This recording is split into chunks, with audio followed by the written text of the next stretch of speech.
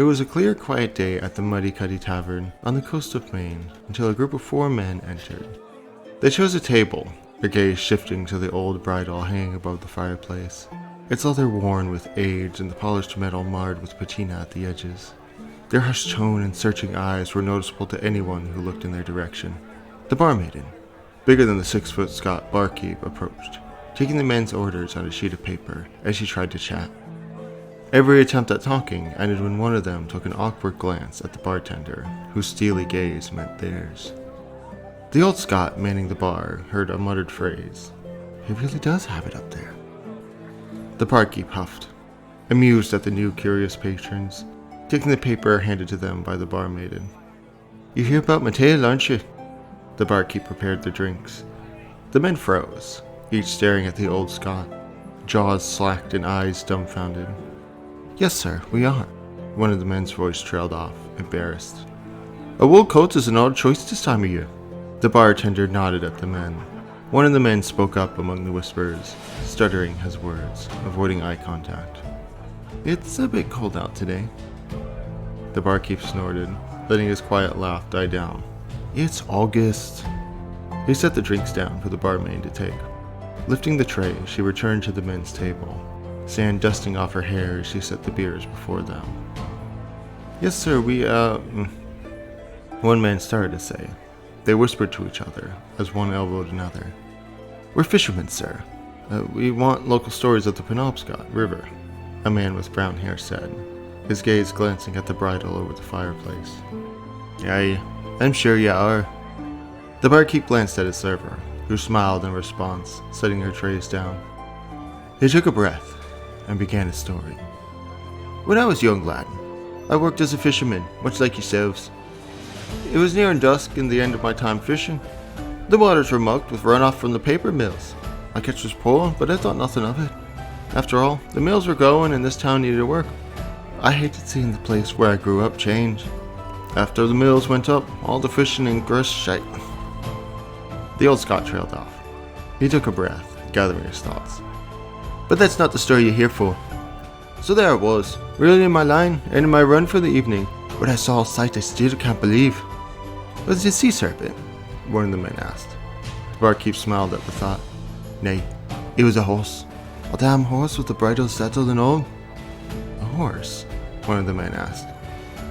"Aye, a bony big Clydesdale wandering along the shore. Imagine the look. The poor beast looked half starved." "We heard you saw it," one man started to say, but the old Scot stopped him. "You probably did. Folks like the stories." Now I did what any poor lad would do, and headed for the shore. A free horse and an expensive one at that. Easy pickings, I thought. Mind you, it was a bit daft at the time. "A bit," the server spoke up. "It's still a bumpage, yeah." The barkeep mulled over the thought. "Hey, she ain't wrong." "What does a horse have to do with that? Was there something wrong with it?" one of the men asked. "You best believe there was. Here I am, a Scottish lad raised on tales of home, and it ain't question seeing a damn Kelpie."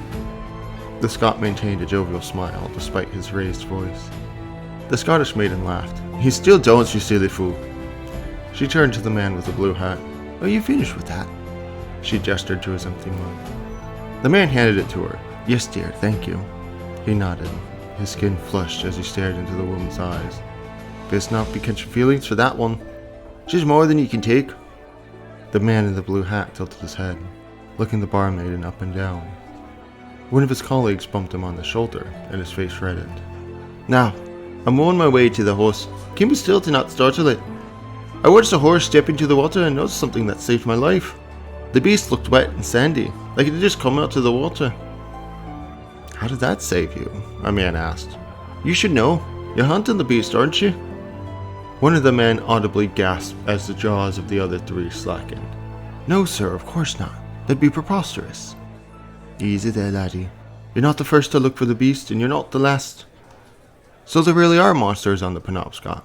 one man asked, standing. The barmaiden glared at them. The other 2 slugged their beers and stood to leave. "Aye, but they're the least of your worries. The fish could barely survive those waters. You'd be lucky if those beasts are still around." The men hesitated, whispering to each other, then returned to their seats. "Since you don't know, I tell you. Be suspicious if you ever see a horse or lass near the water. The Kelpie can change their shape. If that horse looks wet or has sand in her hair, best leave it be. Or what you do?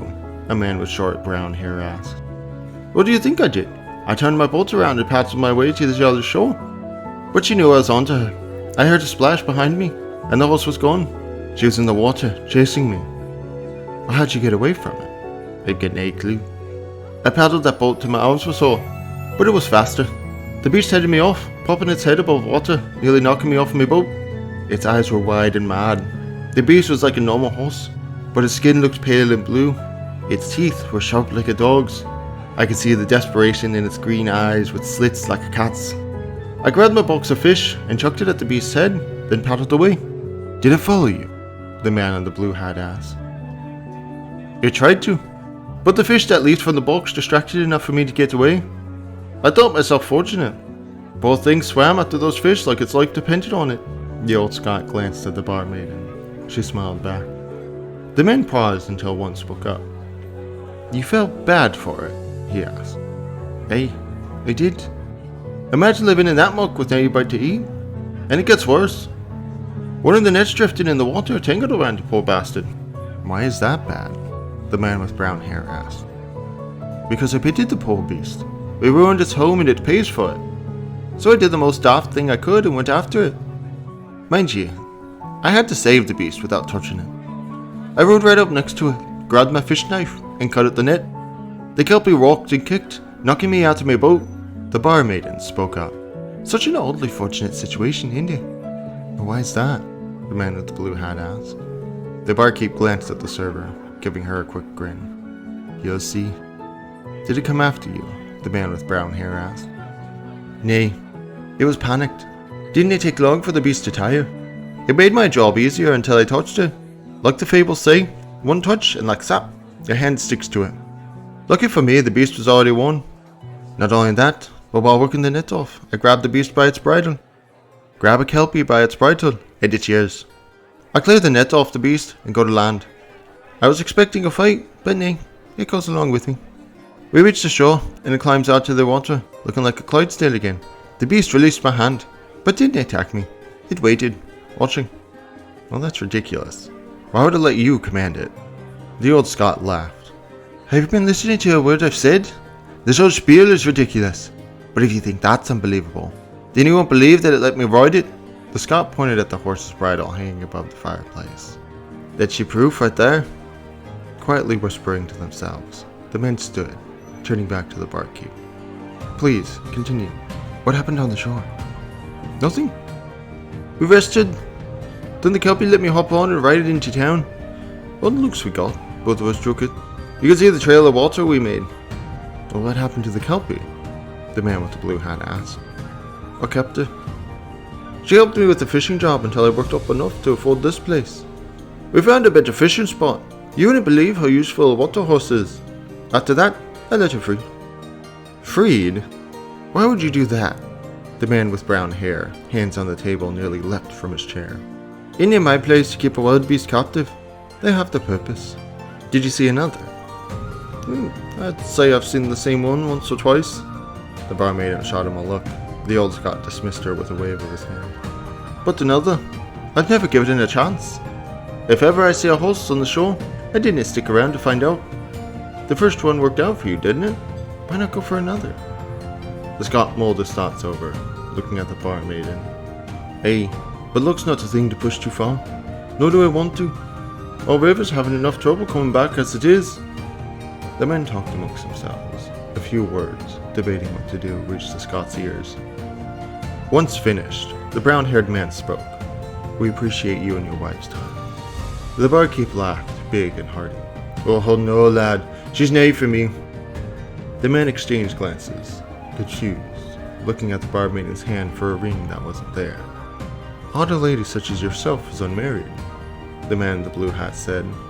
Hey, only one man was strong enough to tame me. It didn't work out. The men stood, pulling money from their wallets. Nay, don't worry about it.